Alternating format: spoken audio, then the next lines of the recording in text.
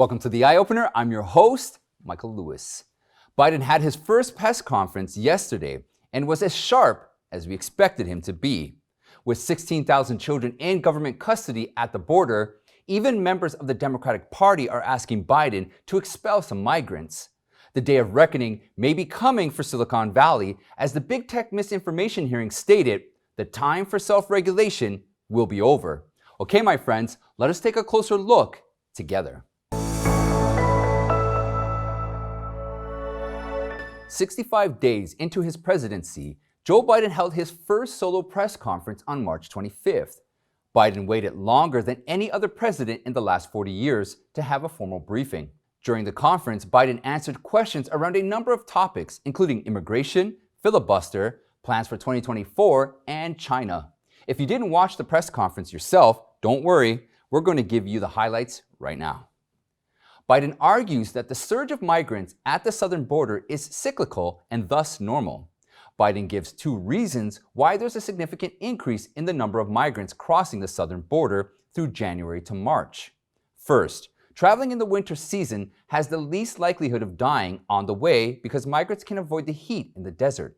Second, Biden suggests people are coming because the circumstances in America are better than before under his administration.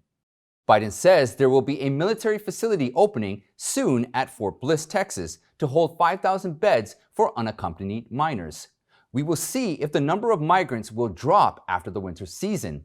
If by that time the number doesn't fall, Biden cannot blame the winter in the desert. It must be the Biden policies. However, in terms of solving the humanitarian crisis of unaccompanied children, the fundamental solution should be implementing policies that can prevent illegal immigrants from crossing the border and punish criminals engaged in smuggling and human trafficking. Just by creating new facilities to host more migrants and children, it will only guarantee more will come. Of course, it would be a different story if pouring more illegal immigrants into the country is what Biden's administration wants. In fact, Biden has indirectly confirmed this. When asked if his messaging is encouraging families to send unaccompanied children to the border, Biden said he is not going to let kids starve to death and stay on the other side. But did he tell Americans that these children are subject to child sex trafficking? Republican Representative Burgess Owens earlier told reporters that 30% of the women and girls coming through the current migration process are going to be raped. Biden's administration should be ashamed. Lately, Democrats have been complaining that the Republicans are abusing filibusters as obstruction of passing their agendas, such as the two-gun bills and the election reform bill, H.R. 1. By the way, these are radical agendas. Around the issue of the filibuster, Biden said he keeps an open mind, but if he cannot get his items passed, significant changes to the filibuster process may take place. We've amended the filibuster in the past. I want to get things done. I want to get them done consistent with what we promised the American people. And in order to do that, in a 50-50 Senate, we've got to get to the place where I get 50 votes so that the Vice President of the United States can break the tie, or I get 51 votes without her. And so I'm going to say something outrageous. Unfortunately, we didn't hear Biden's outrageous proposal on how he's going to get 51 votes in the Senate. Biden either hesitated or forgot how to really achieve that. His answer became very ambiguous. So the best way to get something done, if it holds near and dear to you that you like to be able to, anyway, we're going to get a lot done. At the end, Biden was only able to say if there's complete lockdown and chaos as a consequence of the filibuster, he will have to go beyond. We don't know what are the extra steps that Biden is going to take. We hope it wasn't that he forgot what he was going to say, but rather he swallowed his outrageous plans. At the press conference, a reporter challenged Biden on his relationship with China. Biden called Xi Jinping a smart guy who doesn't have a democratic bone. Biden reiterated that during his first phone call with Xi in February, he told the CCP chairman that he's not looking for confrontation, but there will be steep competition. Biden said they will insist China play by the international rules of fairness. But Biden is too naive. After the Anchorage meeting last week, does Biden still believe the Chinese Communist regime would abide by world order to compete with America fairly?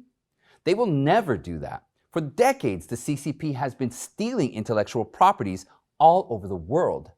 Biden laid out 3 things that his administration is going to do to effectively compete with China. First, invest in American workers and American science, as Biden recognized that China is out-investing us in technologies that include AI, quantum computing, and biotech. Second, America needs to reestablish its alliances to hold China accountable to follow the rules. Biden said he's going to be speaking with 27 heads of state in Europe shortly after the press briefing. Third, Biden said he will continue representing the values of America. America is founded on principles like freedom and human rights. So Biden will not back down in speaking out against human rights violations in China. It is true, America, as the leader of the free world, must not shun away from the CCP's abuses of human rights. However, Biden should also be careful of not playing double standards. Democracy and free speech are also founding principles of the United States, but both of them have weakened over the years, especially under his administration. Biden should reassure all American values and regain people's confidence in election integrity and freedom of speech. Biden expects to run in 2024. Then, on a related note, have you decided whether you are going to run for re-election in 2024? You haven't set up a re-election campaign yet, as your predecessor had by this time. My predecessor needed to. My predecessor. Oh, God, I miss him. No, an answer is yes. My plan is to run for re-election. That's my expectation. By 2024, Biden would be 82 years old.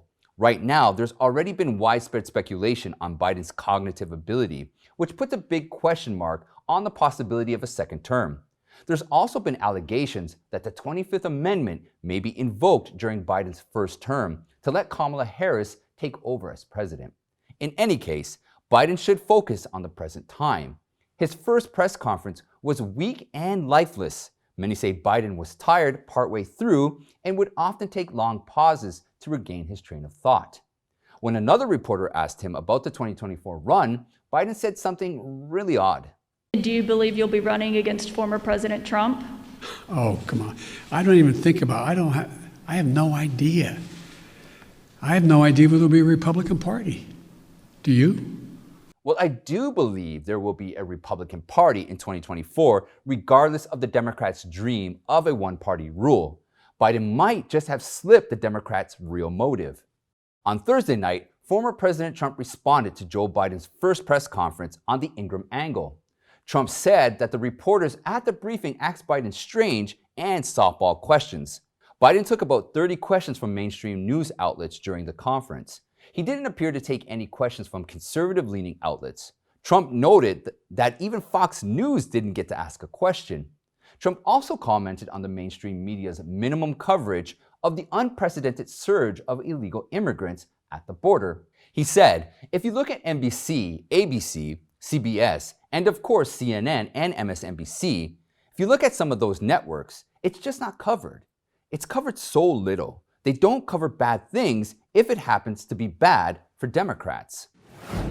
Now, Jim Clifton, CEO of Gallup, warned Biden that 42 million people from Latin America and the Caribbean want to migrate to the United States. Today, the United States has about 330 million citizens. 42 million would be 12% of the population. Breitbart estimates each year roughly 4 million Americans turn 18 and begin looking for jobs. At the same time, the federal government brings in 1 million legal immigrants who will compete with Americans for jobs. The United States has a vigorous foreign labor force of H-1B and H-2A visa holders in a wide variety of white-collar and blue-collar jobs. Besides all these, the federal government does little to deport illegal workers of at least 8 million who pull down wages and push up housing prices. Despite the Democrats' insistence that America is a nation of immigrants, the majority of Americans oppose the Democratic Party's pro-immigration policy. According to a recent survey by Rasmussen Reports, 58% of likely voters want immigration to be cut down. If our nation cannot guarantee enough of its own citizens are employed and paid well, Why would the government rush to welcome more legal and illegal immigrants to compete for American jobs? The progressive left are fervent advocates for non-Americans' rights, but not for American rights. If you are willing to jump out of their narratives, it's actually easy to see through the lies. For some Democrats who don't care about American citizens, how could you expect them to have compassion for foreigners? The answer is they don't. That's why Kamala Harris stopped talking about migrant children in cages and being separated from their parents after she got into the White House. Members in the Democratic Party are calling Biden to expel illegal migrants, at least as a short-term solution to the border crisis. Biden keeps downplaying the border chaos, but here are some statistics. Up to Tuesday, more than 16,000 children are in government custody at the southern border. The longest time to legally keep a child in Border Patrol custody is 72 hours. As of last Saturday, 3,300 unaccompanied children have been held longer than the maximum time allowed. Democratic Representative Phil Manvella from Texas is now urging the White House to turn away older teenagers as a short-term solution. Vella said one logical approach to the situation would be to return the older teenagers to their home country and provide funding for an effort supervised by the United Nations to properly care for those teenagers upon their return. About 55% of the minors currently in custody are 16 to 17 years old. Although Vella didn't specify what he meant by older teenagers, discouraging some of the kids from crossing the border is more effective to solve the crisis than creating facilities to host more. Another Texas Democrat, Representative Henry Cuellar, told the media that the Biden administration needs to have a conversation about deporting some of the children. Biden has put Harris in charge of resolving the migrant surge earlier this week. But Republican Senator Ted Cruz doesn't have any faith in her. He said Kamala Harris isn't going to do anything to solve the immigration crisis because that's contradictory to their campaign promise. Senator Cruz on Wednesday shared his somewhat unique view on Harris's new assignment. Well, I got to say my reaction to that appointment is wow, Joe Biden really doesn't like Kamala Harris. This border crisis is the biggest political mess Joe Biden has. It threatens to derail the entire administration. So what does he do? He looks to his vice president and says, you take it. It's your problem now.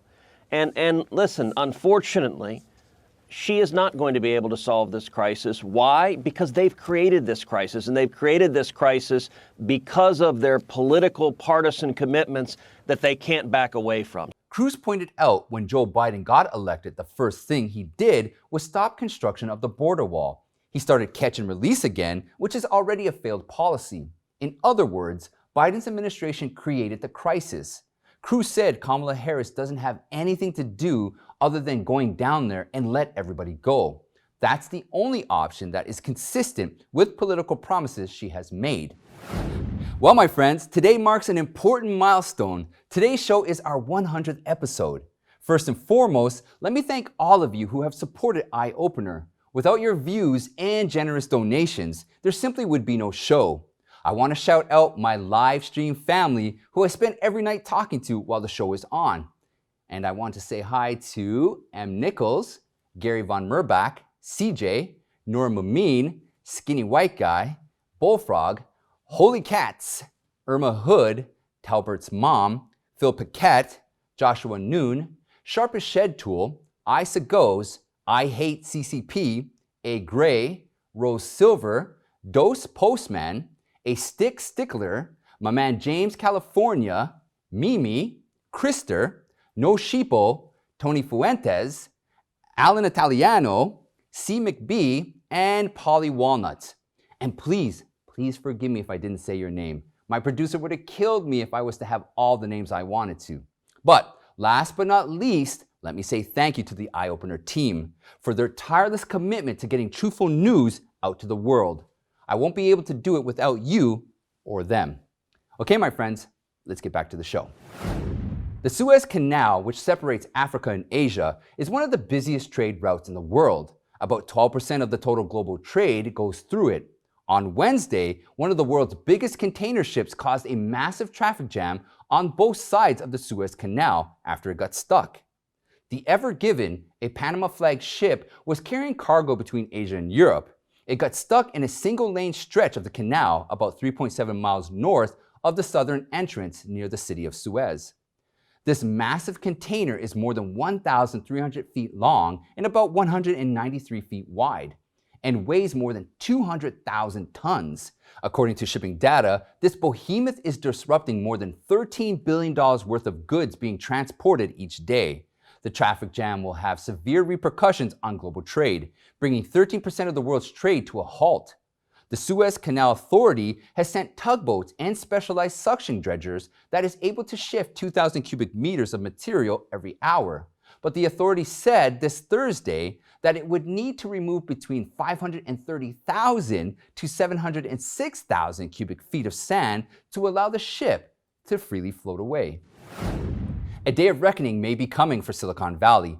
Thursday, during the big tech misinformation hearing before the House Energy and Commerce Committee, the CEOs of Facebook, Google, and Twitter showed signs that Washington's talk of tougher rules for the tech industry might soon get real. The session featured dozens of exchanges between lawmakers and Facebook's Mark Zuckerberg, Google's Sundar Pichai, and Twitter's Jack Dorsey about how to legislate on issues such as digital civil rights abuses and children's social media addictions. Democrats who control the Energy and Commerce Committee warned repeatedly that they're done settling for the company's promises to do better. Democratic Representative Frank Pallone, the committee's chairman, said, "The time for self-regulation is over. It's time we legislate to hold you accountable." On the Republican side, GOP lawmakers highlighted the tech company's systematic discrimination against conservatives, including their decisions in January to indefinitely suspend President Trump. Some Republicans, like Representative Kathy McMorris Rodgers from the Washington, echoed one major theme of the Democrats: social media's harmful effects on children. Chairman of the committee, Pallone's big challenge is how to put lawmakers' diverse concerns into legislation to pass the House and Senate. Pallone didn't provide a timetable for when the legislation will happen. In an interview ahead of the hearing, Pallone said the focus will be removing the economic incentives for online platforms to amplify disinformation and extremism. Social media platforms should act in the public's interest rather than making a buck for themselves. And speaking of making a buck, it's heartening when you hear stories about people who don't place money ahead of their conscience. The Heritage Foundation, one of the oldest and most respected conservative think tanks in Washington, D.C., took a principled stand against big tech censorship of conservatives. Heritage rejected six-figure donations from big tech companies, Google and Facebook. In letters, Heritage President Kay Cole James wrote to Facebook CEO Mark Zuckerberg and Google CEO Sundar Pichai, the conservative nonprofit turned down more than $350,000 in contribution. James wrote, "We cannot in good conscience take money from a company that repeatedly and blatantly suppresses conservative speech on your platforms." Heritage formally rejected a $225,000 donation from Google and announced it would return a $150,000 contribution from Facebook. Heritage reportedly accused Facebook of blocking referral traffic to its news and opinion website. They also accused Google of censoring some of its YouTube videos. James referenced an instance where YouTube added a disclaimer to one of the Heritage's videos. She says, "meant to cast doubt on the credibility of our well-sourced claims about the risk of voting by mail." The letter to Mark Zuckerberg called out Facebook for suppressing users' ability to share the New York Post's Hunter Biden laptop story in the weeks leading up to the election. In previous years, the Heritage Foundation accepted generous donations from big tech companies. A spokesperson told Axios that Google has donated about $1.6 million to the think tank, and Facebook has given $280,000 in the past. Heritage released the letters just ahead of the big tech misinformation hearing in the House. In further action to curtail the threats from foreign tech industry, on March 24th, the U.S. Securities and Exchange Commission, SEC, adopted measures that would kick foreign companies off the American Stock Exchange. U.S.-listed Chinese tech stocks fell sharply one day after the SEC adopted the Holding Foreign Companies Accountable Act, which was passed by the Trump administration last December.